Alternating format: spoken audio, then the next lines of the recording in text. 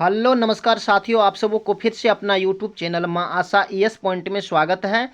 मेरे साथियों, इस वीडियो में मैं आपको क्लास 12th गद्य खंड के आप क्लास 12th हिंदी गद्य खंड के अंतिम चैप्टर जो आपका शिक्षा है उसके सभी ऑब्जेक्टिव क्वेश्चन को सॉल्व करने वाला हूं। इसी वजह से आप लोग इस वीडियो को ध्यान से अंत तक देखेंगे।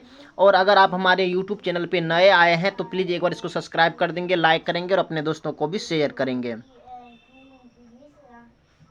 तो प्रथम आपका क्वेश्चन है कि जे कृष्णमूर्ति की इनमें से कौन सी रचना है। कहते हैं कि जे कृष्णमूर्ति जी क्या लिखे हैं इनमें से।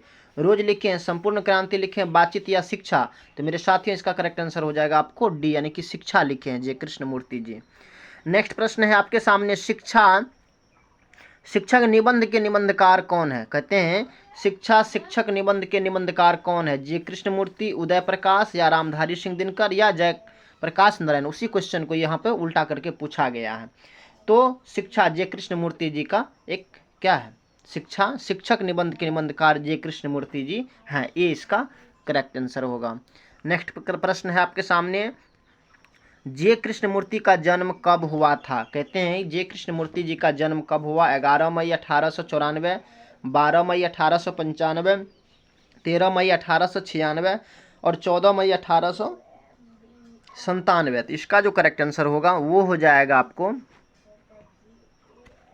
जे कृष्णमूर्ति जी का है ना, इसका करेक्ट आंसर हो जाएगा आपको बी, यानी कि 12 मई 1895। नेक्स्ट प्रश्न है आपके सामने, जे कृष्णमूर्ति का निधन कब हुआ। आपके सामने ऑप्शंस है 15 फरवरी 1984 में, 16 फरवरी 1985 में, 17 फरवरी 1986 में, 18 फरवरी 1987 में। इसका जो करेक्ट आंसर होगा वो हो जाएगा आपको सी, यानी कि 17 फरवरी 1986 में। नेक्स्ट प्रश्न है आपके सामने, पांचवा, जे कृष्णमूर्ति का जन्म स्थान कहाँ है।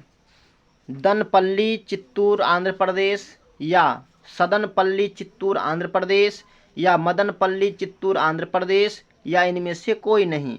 इसका जो करेक्ट आंसर होगा वो हो जाएगा आपको सी, यानी कि मदनपल्ली चित्तूर आंध्र प्रदेश। नेक्स्ट प्रश्न है आपके सामने, छठा, जे कृष्णमूर्ति का पूरा नाम क्या था। जिद्दू कृष्णमूर्ति, या कृष्णमूर्ति, या जद कृष्णमूर्ति, या इनमें से कोई नहीं। इसका जो करेक्ट आंसर होगा वो हो जाएगा आपको ए, यानी कि जिद्दू कृष्णमूर्ति। नेक्स्ट प्रश्न है आपके सामने, सातवां, जे कृष्णमूर्ति ने किन विषयों पर लेखन कार्य किया।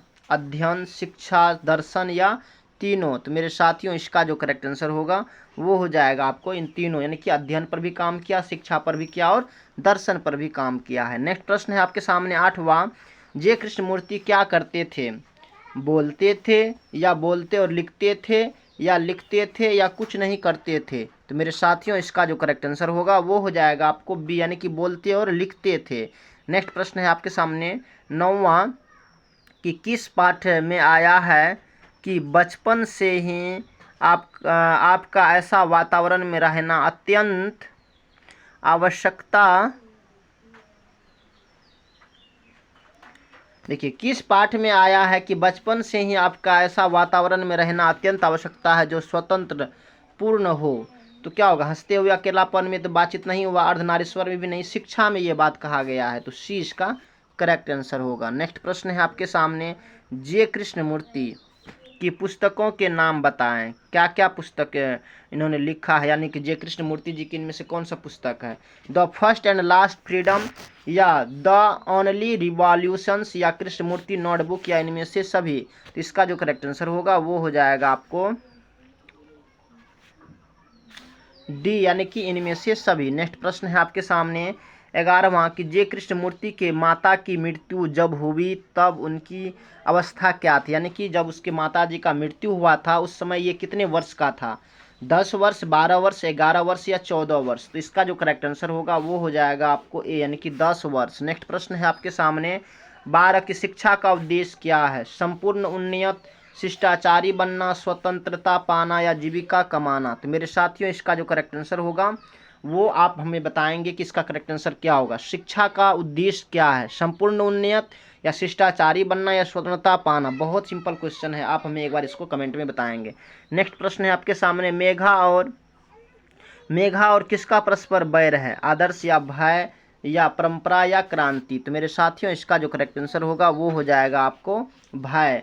मेघा और भय परस्पर बैर है। नेक्स्ट प्रश्न है आपके सामने 14 कि जे कृष्ण मूर्ति किस रूप में देखे जाते हैं? महामनीष या तपस्वी या दूसरे बुद्ध या सुकरात। तो मेरे साथियों इसका जो करेक्ट आंसर होगा वो हो जाएगा आपको सी यानी कि दूसरे बुद्ध के रूप में। नेक्स्ट प्रश्न है आपके सामने 15 की शिक्षा पाठ की विद्या है कौन सा? क्या है? संभाषण है या भाषण है या उपदेश है या कहानी है?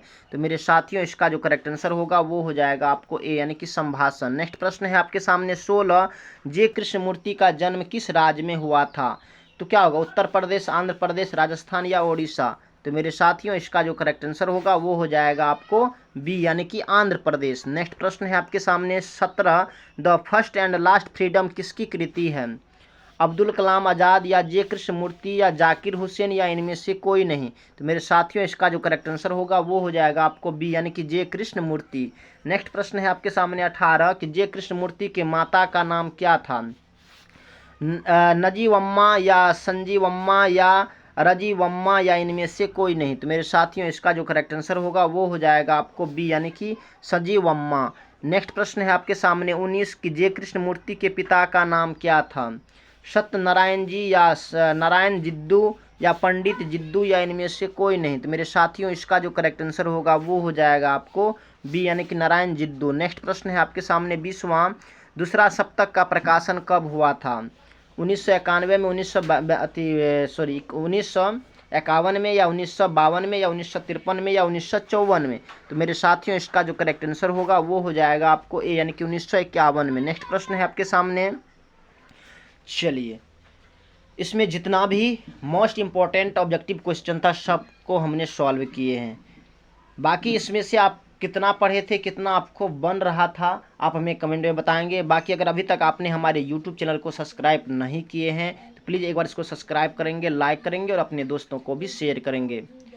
बाकी thanks very much, all the best. फिर मिलते हैं आगे की वीडियो में, तब तक के लिए जय हिंद।